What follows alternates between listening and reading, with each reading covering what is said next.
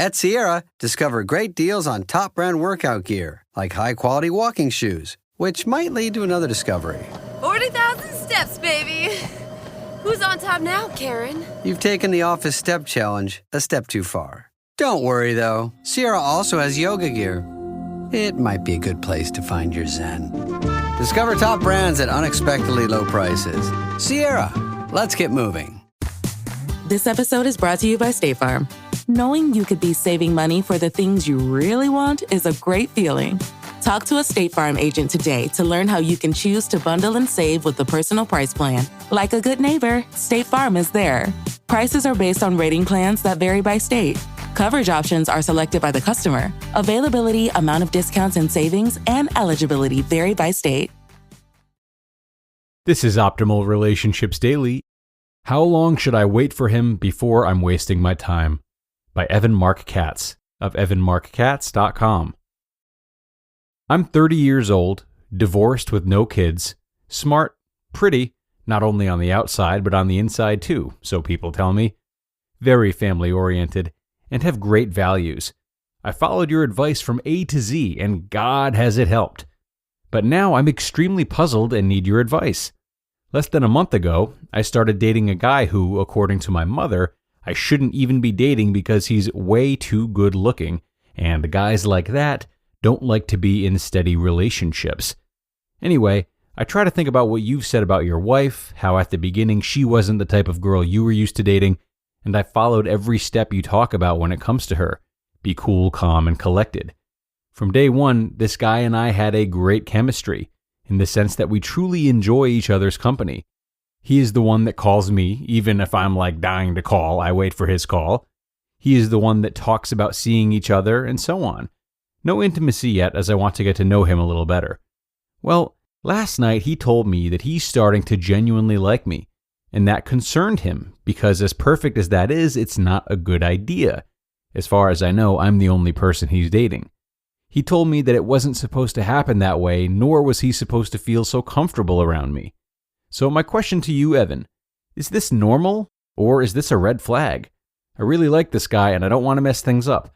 So I just smiled and avoided getting too deep in the subject, as I noticed he was a bit stressed over it. I remember what you said about your wife, that she never asked where you guys were headed. I know you're super busy, but I've come such a long way, and I'm so proud of myself with all the changes I've made since I started reading your newsletters that I don't want to do or say the wrong thing here. What does it mean when he said that? Thank you so much, and may God bless you, your wife, and your beautiful baby that's about to come. Mary. Dear Mary, thank you for your very kind words. I'm genuinely thrilled that you're seeing positive changes in your love life since you started reading. And I chose your letter out of the hundreds of emails I get each month because I find it infinitely more challenging to take on a situation that is not all black and white. In fact, I'm guessing everyone listening to this has been in the exact same position as you with the exact same question. How long do I invest in a man before I panic that I'm wasting my time? And try though I might, this isn't something that can easily be reduced to a simple science, because each individual man has his own unique set of issues. What I will remind you of is the newsletter that I wrote less than 6 months ago, which proclaimed, "Believe the negatives, ignore the positives."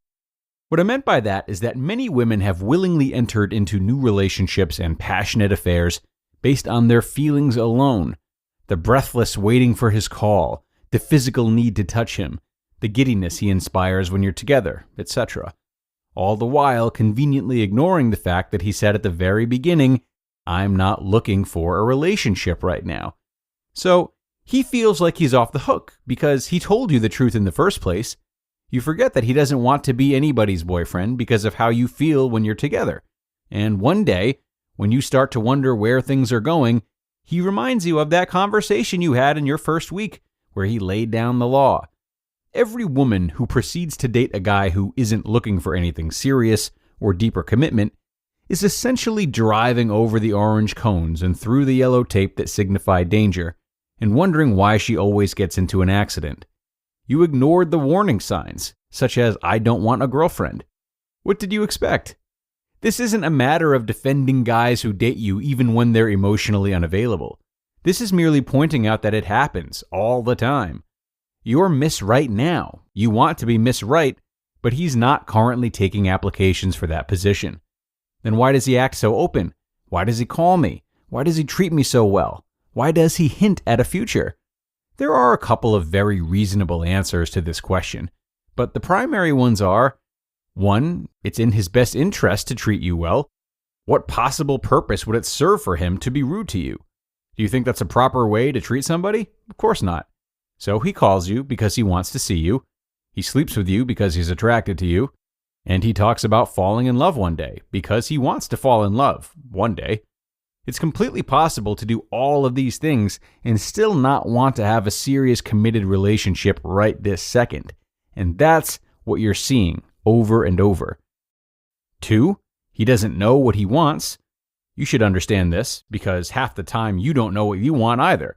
Do you want the exciting guy who leaves you breathless? The safe guy who treats you like gold and always lets you know where you stand?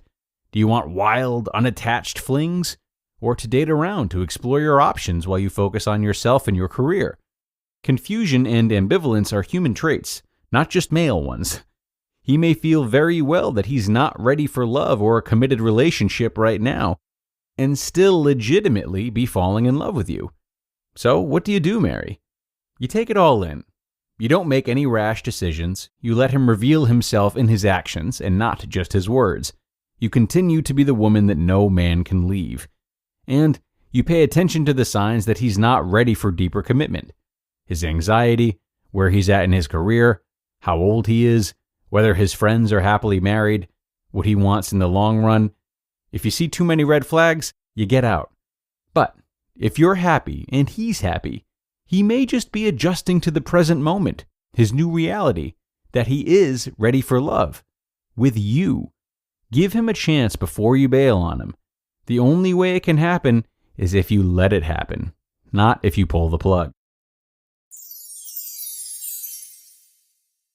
You just listened to the post titled, "How Long Should I Wait for Him Before I'm Wasting My Time?" by Marc Katz of evanmarckatz.com. This episode is brought to you by Amazon Prime.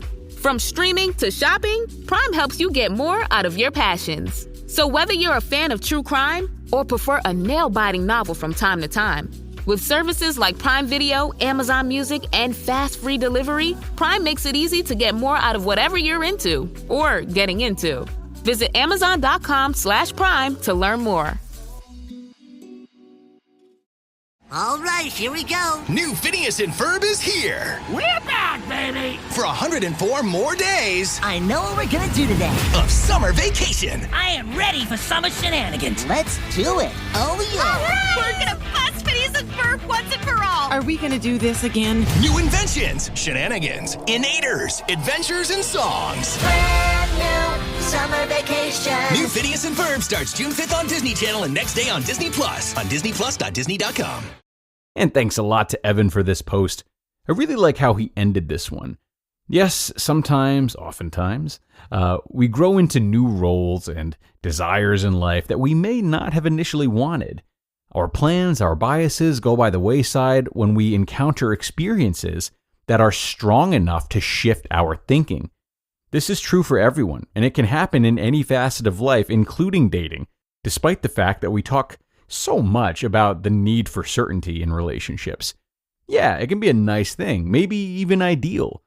But the road to falling in love, as well as the road to happily or unhappily being single, is different for everyone. When we release the story that we must know what we want or stick to what we say, we give everyone, ourselves included, space to be the fleeting people that we are. Expectations are lowered and acceptance is gained. Yes, we must set boundaries for ourselves at some points, especially when dating, and Evan alluded to the signs of no commitment to look out for. But we can do that while also knowing that people can and do change so long as they're willing to try things. It can be complicated, yes, but the complication is much less stressful when we choose to allow it. And that's it for me, friends. Thanks a lot for joining today and making another episode possible. Hope your week gets off to a great start. And I hope you'll come back again tomorrow for another post. That's where your optimal life awaits.